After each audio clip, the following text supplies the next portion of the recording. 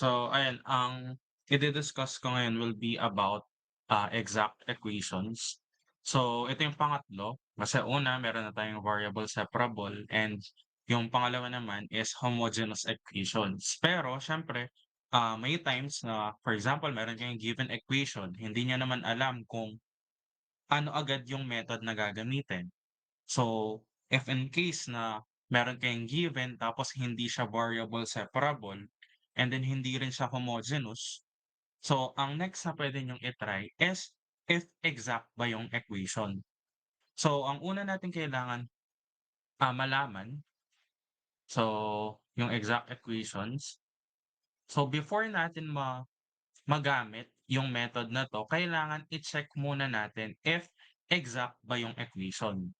So, 'di ba yung standard, form ng equation natin is m, which is a function of x, y, dx plus n, again function of x or y, dy is equal to 0. So, ganyan yung standard form natin for differential equation. Ang unang kailangan natin is kailangan ma-check natin if exact ba siya. So, paano natin malalaman if exact? So, ang gagawin lang natin is kukunin natin yung partial derivative ng m with respect to y. So, 'di ba, na-discuss naman natin yung partial derivative nung nag-def-cal tayo. Ang ginagawa lang is tinitreat lang natin yung other variable as constant. So, ang gagawin lang natin, kukunin natin yung partial derivative ng m with respect to y. So, hindi naman siya nakakalito kasi kunin lang natin yung partial derivative nito with respect dun sa kabila. Then, dapat mag-equal yan dun sa partial derivative naman ng n with respect to x. So, yan yung condition natin para masabi natin na exact yung equation. So, try muna natin magbigay ng example to check lang kung exact or hindi. So, pero hindi pa tayo hindi pa tayo magso-solve ng general solution. So, check lang natin if exact ba yung given equation. So, for example, meron tayong given na 3x squared plus y dx plus x minus 3y dy is equal to 0. So, ang lagi niyo lang tatandaan, yung kasama ng dx, yun yung m natin. So, ito yung magiging m natin yan. And ang kasama ng dy, ito naman yung n. So, again, based dun sa formula, kailangan lang natin kunin yung partial derivative ng m with respect to y. So, ang value ng m natin, so rewrite ko lang siya dito. Ang value ng m natin is 3x squared plus y. So, kailangan kunin lang natin yung partial derivative niyan with respect to y. So, ibig sabihin niyan, since kumukuha tayo ng partial derivative with respect to y, tinetreat lang natin yung variable x as constant. So, kung kukunin natin yung derivative nito, ano niyan yung magiging derivative ng 3x squared? 3 lang po, 0 na siya kasi nga considered siya as purely constant. So, ang magiging derivative na lang niya nito, 0 na 'to plus or lagay Zero. natin 0 plus 1. Kasi ang derivative ng y with respect to y is equal to 1. So, ibig sabihin ang partial derivative ng m natin with respect to y is equal to 1. So next, try naman natin yung partial derivative ng n with respect to x. So partial derivative of n with respect to x, rewrite ko lang pero sa mga susunod nating example kahit idiretso na natin. So kunin lang natin yung partial derivative nito with respect to x. So again, iti-treat lang natin yan, lahat ng variable y as constant. So ano yung derivative ng x with respect to x? One. 1. And then partial derivative of 3y with respect to x, purely constant lang 'to, so Zero. ibig sabihin 0 lang 'yan. So ibig sabihin, since nag-equal yung partial derivative of m with respect to y sa partial derivative of n with respect to x natin, masasabi natin na yung equation na 'to is an exact equation. Then dun pa lang tayo makakapag-proceed dun sa method ah, prop solution pagdating sa exact equation. So, try pa tayo. Sabi ko nga hindi muna tayo magso-solve. So, example lang muna 'to if exact ba or hindi yung given equation. So, how about this one? So, example number 2. So, try natin. Meron tayong given na 4x plus y cubed dx plus quantity 3x y squared plus y dy is equal to 0. So again, ito na yung M natin, ito yung N. So ingat lang kayo sa mga ganito kasi hindi naman every time na nauna yung dx yung pagkakasulat niya. So make sure lang na check niyo ng maayos ang equation. Yung iba kasi basta nakakita na ng equation, gagawin agad yung nauna, M na. Eh what if sinulat ko dyan dy? Eh di magkabaligtad na sila. So ayan, check lang natin. So, partial derivative of m with respect to y. So, ang m natin is 4x plus y cube. Yung 4x, purely constant lang yan. So, 0 na yan. Plus, partial derivative of y cube, equal na lang yan sa 3y squared. So, sa kabila naman, so try natin. So, partial derivative of n with respect to x. So, again, meron tayong 3xy squared diyan, 'di ba? Kumukuha tayo partial derivative with respect to x. Ibig sabihin niyan, yung 3y squared natin is purely constant lang. Eh kapag gano'n, 'di ba, hinihiwalay lang natin agad. Multiplied by derivative of x which is 1 lang. So ibig sabihin, yung derivative ng 3xy squared is just 3y squared plus derivative of y with respect to x, 0 na lang. So, partial derivative of y with respect to x. Constant lang 'to, so magiging 0. Ibig sabihin, parehas lang na 3y squared yung, ah, nakuha natin. So, ibig sabihin yung given na 'to is an exact equation.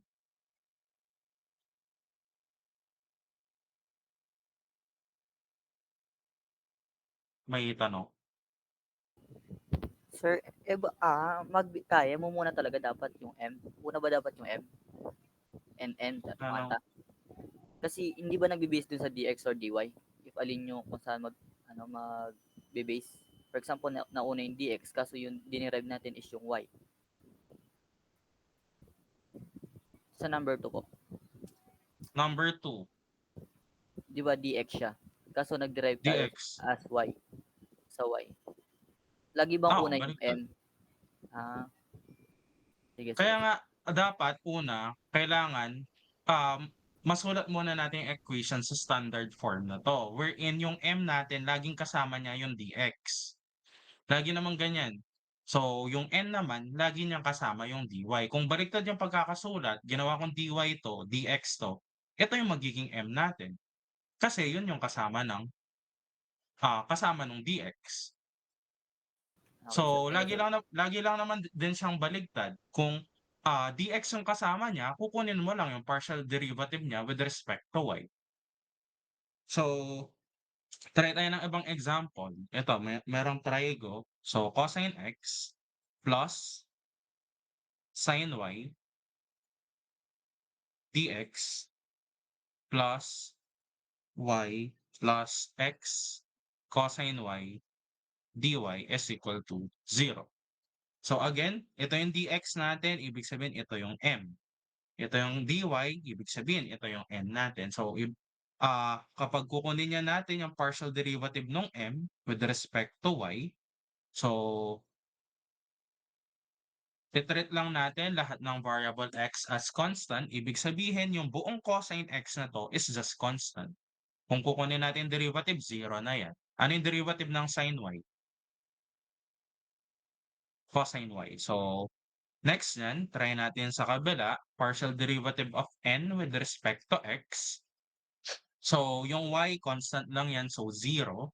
Ito naman, yung cosine y is constant.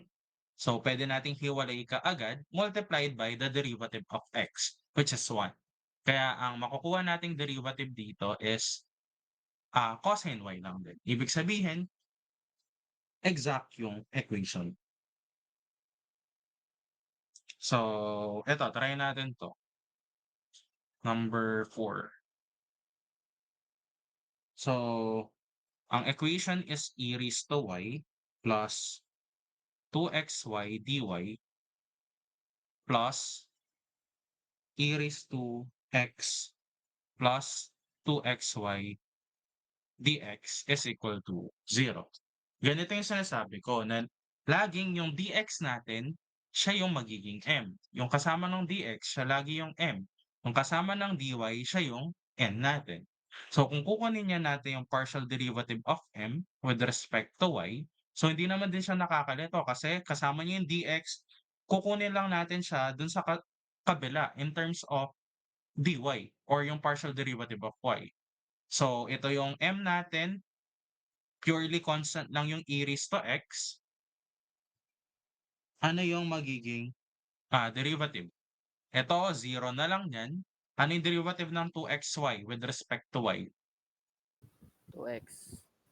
2x kasi constant lang yung 2x, hihiwalay lang siya kaagad, multiplied by derivative of y.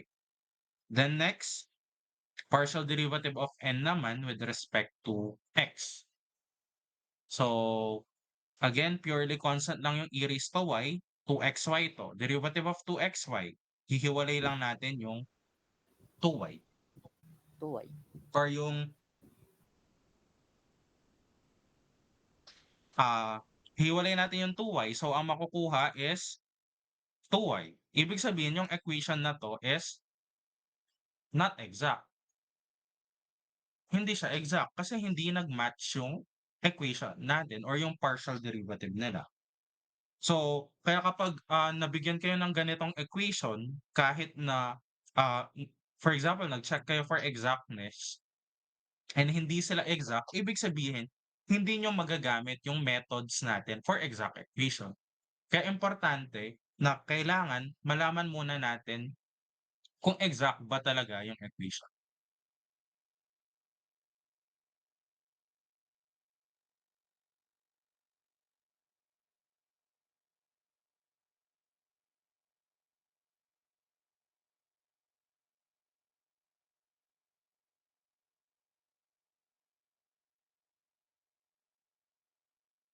So, ayun, gano'n lang test for exactness, kapag meron kayong given differential equation. Una, kailangan muna, ma-identify natin kung ano yung m and ano yung n or isulat lang natin siya sa standard form ng differential equation.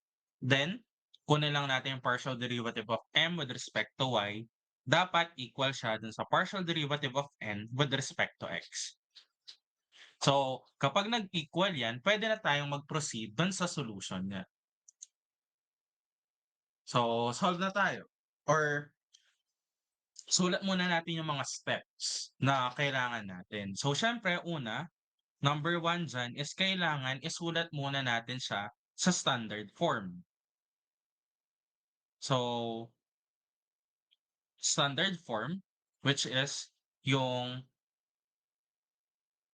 mdx na lang, sulat ko na lang siya sa mdx plus ndy is equal to 0. Kailangan nakasulat siya sa ganyan. And then, siyempre, number 2, kailangan matest natin siya. Test for exactness. Yun ngang katulad nung ginawa natin kanina.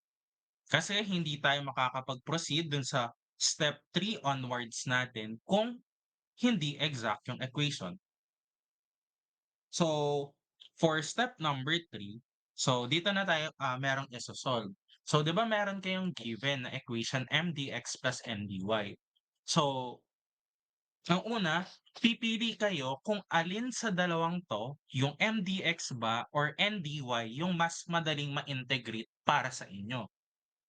So again, pipili kayo, either sa mdx or ndy kung ano yung mas madaling ma-integrate. So ganito yung gagawin natin. So meron tayong ito yung magiging sagot natin. So which is a function of x, y. So what if una, piliin natin yung MDX. Kung para sa atin ito yung mas madaling ma-integrate, so ganito yung gagawin. So MDX plus, meron lang tayong idadagdag na g of y. So mas makikita niyo yung mga steps natin once na nag-start tayo ng solving. Pero ngayon, pakita ko muna yung mga step by step na kailangan gawin. Or possible din, so hatiin ko lang siya dito.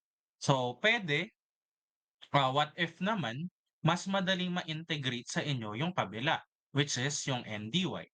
Kapag NDY tayo dyan, ang i-add natin dito is g of x. So next, yung next step niyan natin, so kailangan kunin natin yung partial derivative nung f of xy. Kunin natin yung nakuha natin dito or isolve natin yung partial derivative nito. Kunin natin yung partial derivative nito with respect to y. So again, yung next step natin, kukunin natin yung partial derivative niya with respect to y. Ang clue nyo naman dito kung ano yung in-add yung variable dito, which is g of y. So, doon natin kukunin yung partial derivative. So, ibig sabihin yan, sa kabila, kukunin natin yung partial derivative niya with respect to x. And then, ang gagawin natin is e-equate lang natin to doon sa natitirang part. Ano yung sinasabi ko natitirang part? Diba kanina, pinili natin tong MDX. Ano yung natitirang part? Yung N dy. Or N na lang. Ilagay ko na lang. E-equate lang yan natin siya doon sa N natin. So, ito niyan, since nagamit na natin yung N dy, e-equate lang natin yung partial derivative niya with respect sa M. Then, after that, step number 5. So, isa-solve lang natin yan yung value ng g of y. So, kasi 'di ba, dito sa equation na 'to, meron tayong plus g of y. Nung dinerive kasi natin siya dun sa step number 4. Magiging yung g prime of y. So, kailangan lang natin ma-solve yung value ng g of y. So, again, sabi ko nga mas, mage-gets naman natin 'yan kapag nag-start na tayo, dun sa example. So, kukunin lang natin yung, value ng g of y. Ito kasi naka-derivative lang. So, first derivative 'to. So, kung kukunin nating integration niyan with respect to y, babalik lang siya dun sa value ng g of y. So, dito naman, g prime of x dx is equal to g of x. So, once na nakuha na natin yung value ng g of y, ang mangyayari lang dun sa final answer natin magiging ganito na lang. So, ang final answer niyan natin is yung nakuha nating value for MDX plus yung value ng g of y is equal to C.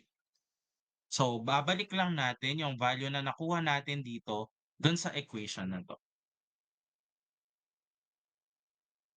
So, dito naman plus g of x is equal to C. So, try natin mag-solve ng example para mas makita natin ah or mas maintindihan natin yung mga steps na sinasabi ko. Kasi parang mas nakakalito kapag ganyan na hindi naman natin nakikita kung ano talaga yung ginagawa. So, try natin yung example na. So, example number 1. So, yung equation natin is 2xy dx plus x squared minus 1 dy is equal to 0.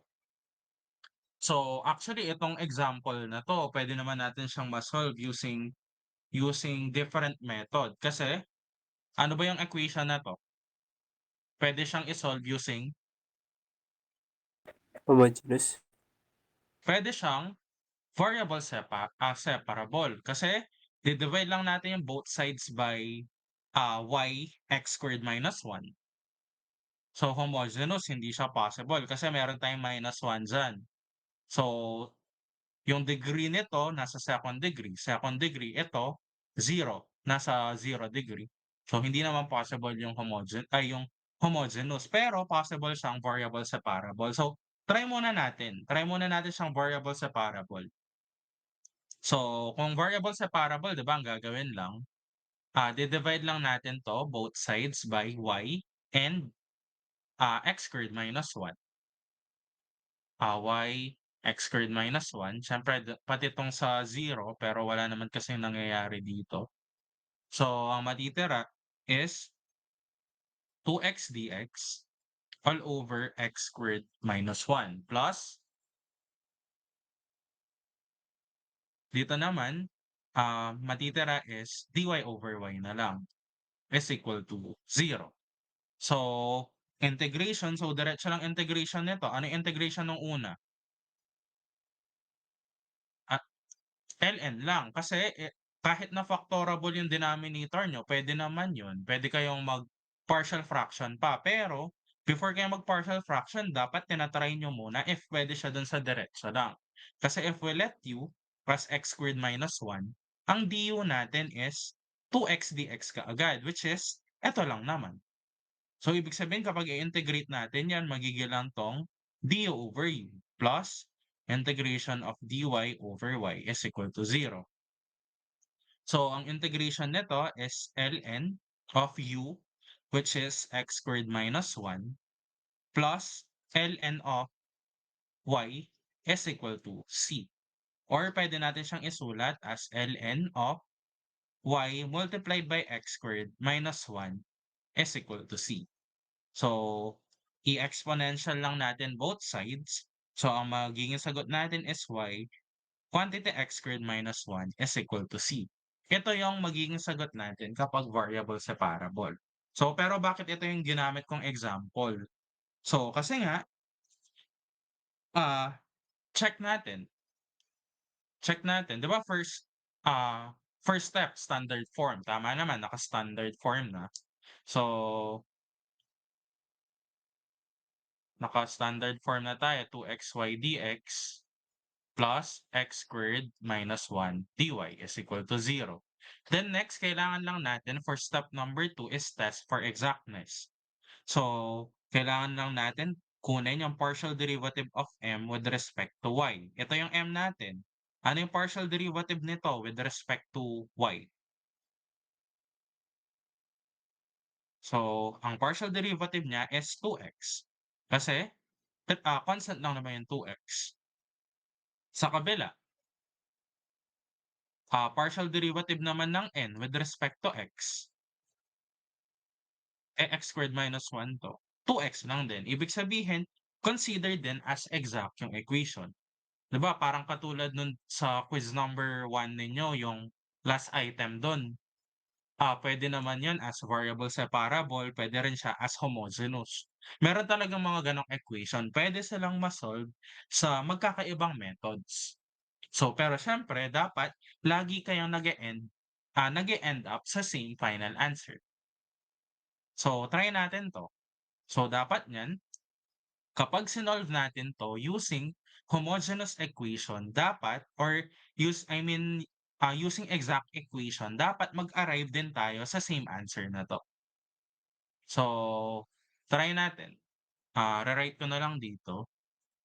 So, 2xy dx. Ito na yung solution niyan natin for exact equation is equal to 0.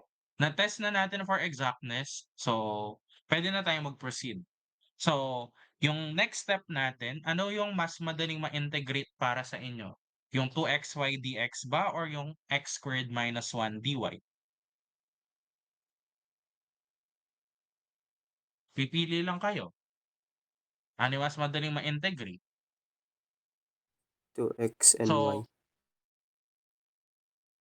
remember pala, kapag nag integrate kayo ng ganyan, same lang 'yan dun sa parang kapag nagde-derive. For example, ito, nag-i-integrate niyan tayo with respect to x. Ibig sabihin, lahat ng variable y tini-treat lang natin as constant.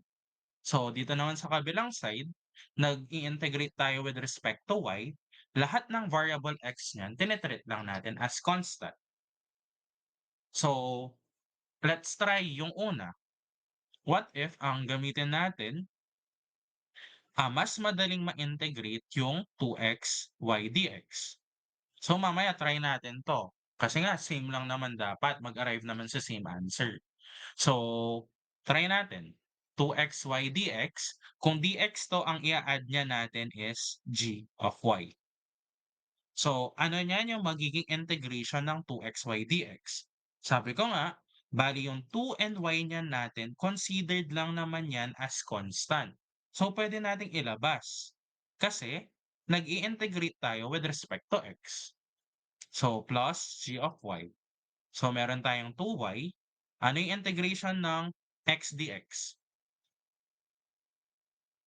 X squared over 2 plus g of y. Ito yung value ng f of x, y natin. So, or, rewrite ko lang. So, ang f of x, y natin, cancel lang yung 2, magiging equal lang sa x squared y plus g of y. So, balikan natin yung step. So, step number 3 na yan. Sa step number 4 natin, kailangan equate daw natin siya dun sa value ng n, which is yung natitirang part ng equation. So,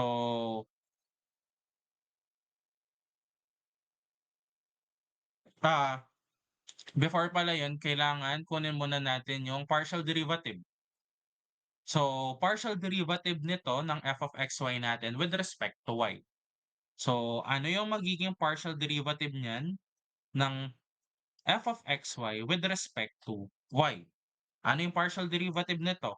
X squared y with respect to y. X squared lang.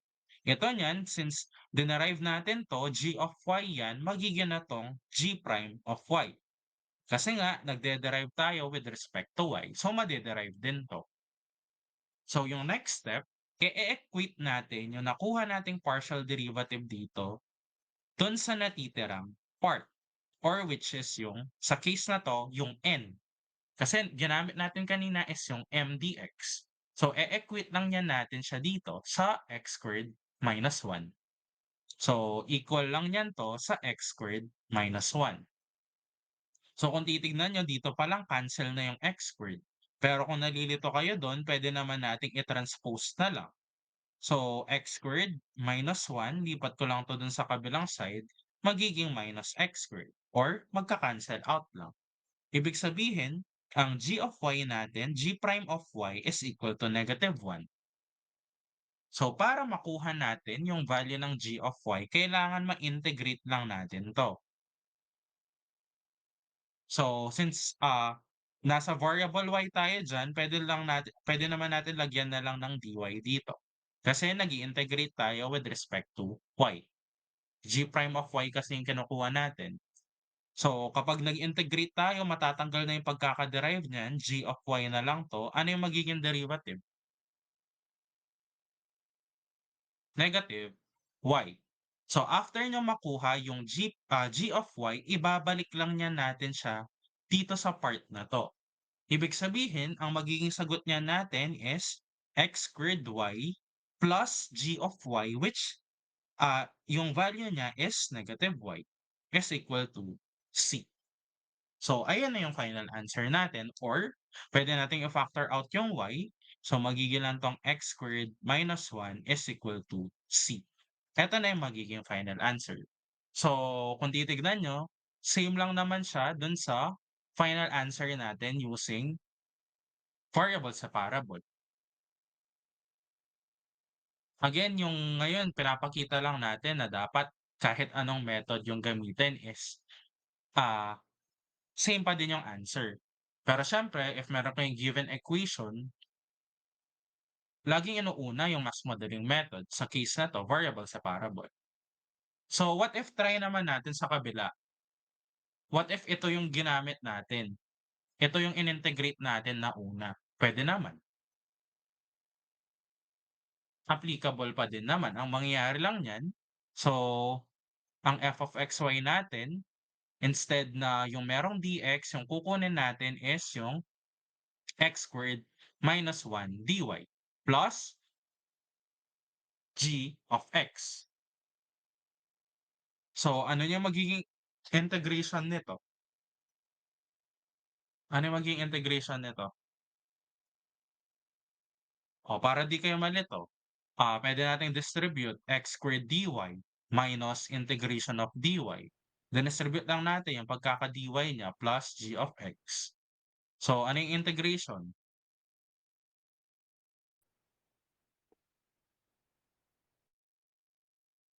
Di ba siya x squared, x over 2 lang? X squared Ah, minus y. X squared. X squared y.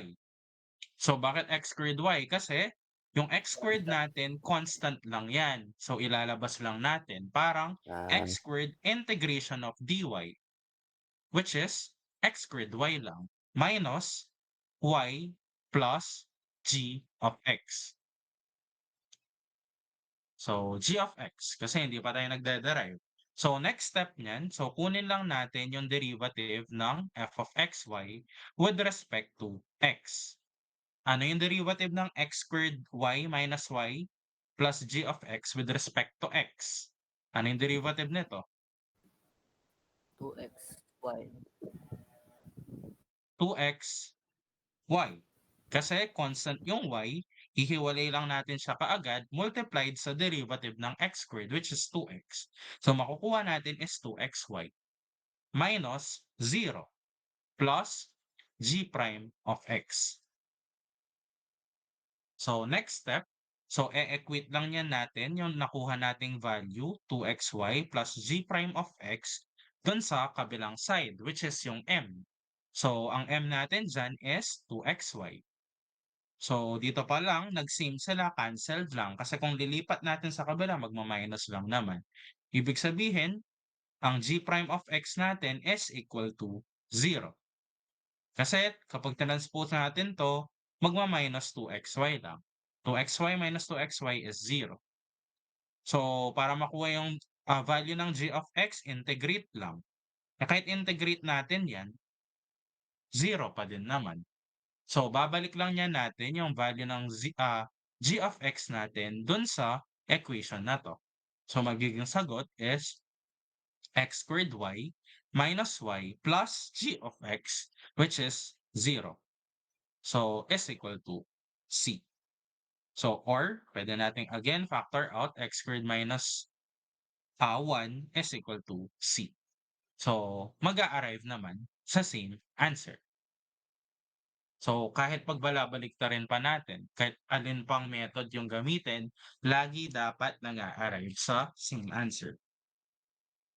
So, yan yung long method. Yan yung long method sa pag-solve ng exact equation. So, next, try naman natin yung shortcut. Yung shortcut, as in, mabilis lang talaga. So, rewrite ko lang ulit yung given. So, meron tayong 2xy dx plus quantity x squared minus 1 dy is equal to 0. So, para dun sa shortcut natin, so once na na-check nyo na if exact yung equation, pwedeng ganito na lang yung gagawin. So, lahat ng pwedeng diretsang ma-integrate, ihiwalay nyo na kaagad. Ano yung sinasabi kong lahat ng pwedeng ma-integrate? So, kung di-distribute natin to, di ba, magiging tong 2xy dx plus x squared dy minus dy is equal to 0. Yung sinasabi kong pwedeng diretsong ma-integrate, dapat yung isang term purely in terms of x lang or purely in terms of y. So for example, meron kang dx, dapat kasama niya lang is x or mga x, variable x. Kung y naman, kasama niya dy. Yun yung sinasabi kong diretsong pwedeng ma-integrate. So, sa case na to niyan, ito meron siyang 2xy dx, meron kang y, meron kang dx. So, hindi siya pwedeng diretso. Ito naman, x squared, tapos in terms of dy, hindi rin pwede. Pero dito sa part na to, negative dy. Purely y lang siya. Pwede na natin siyang i-separate ka agad. Yan yung tinatawag nating direct integrable. Pwedeng ah, ma-integrate ng diretso lang. So, kasi purely y lang naman siya. Ia-add lang yan natin dun sa mga non-direct integrable. Pero, pagdating dito sa part na 'to,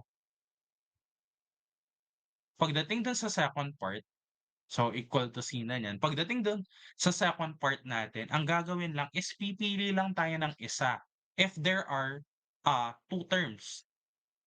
So, kasi dito meron tayong 2xy dx, meron tayong x squared dy. So, pipili lang tayo ng isa dun sa dalawang 'yan, kahit isa lang. So, kung napili natin 'to, yung 2xy dx, puwedeng isulat natin as 2xy dx is equal to c. 'Yan na niya yung magiging sagot natin, kailangan na lang natin siyang ma-integrate. So again, dun sa non-direct integrable, pipili lang tayo ng isa. So, usually dito dun sa mga non-direct integrable, pair 'yan. Usually pair sila. So merong isa dun sa in terms of dy, meron naman sa kabila in terms of dx. Pumili lang tayo ng isa. So sa unang, solution natin, pinili ko 'to, 2xy dx. So ito, ano yung magiging integration niya? Negative y lang. Sa kabila, ano yung integration nito? Nag-i-integrate tayo with respect to x. So, hiwalay lang natin yung 2y, magiging tong x squared over 2 is equal to c. So, cancel lang yan. Ang matitira is negative y plus x squared y is equal to c. Or, aayusin ko lang, x squared y minus y is equal to c. So, x squared minus 1 is equal to c. So, nag-arrive naman tayo sa same answer. So, kaya nga okay lang na kahit alin yung piliin niyo dun sa dalawa. Kasi for example, tinry ko naman yung kabila. Itong negative dy matic yan kasi hinihiwalay natin lahat ng mga puwedeng diretsong ma-integrate. What if naman ang napili ko yung x squared dy? So, okay lang din naman. So, again, ito magiging lang negative y plus anong integration nito? X squared y is equal to c, which is same lang naman. So, kahit ayan, nag-arrive tayo sa same answer. Ito yung shortcut pagdating sa mga exact equations. So, basta meron kang direct integrable or yung purely in terms of x dx, purely in terms of y dy, hinihiwalay ka agad. Sinasama natin lahat sila. So, for non-direct integrable naman, pumipili lang tayo ng isa. Pero kapag meron ng more than 4 terms, possible na kailangan pumili kayo ng dalawa. Kasi usually per pair yan. Ito kasi isa lang naman, isang pair lang naman sila. Meron kang 2xy dx dito, sa kabila x squared dy. Isang in terms of dx pa yung natitira, isang in terms of dy. So pipili lang ng isang pair. Pero kasi kapag apat yan, apat pa yung natitirang terms mo, possible na dalawa yung pipiliin. So, ayun. Gano'n yung shortcut pagdating dun sa, exact equations.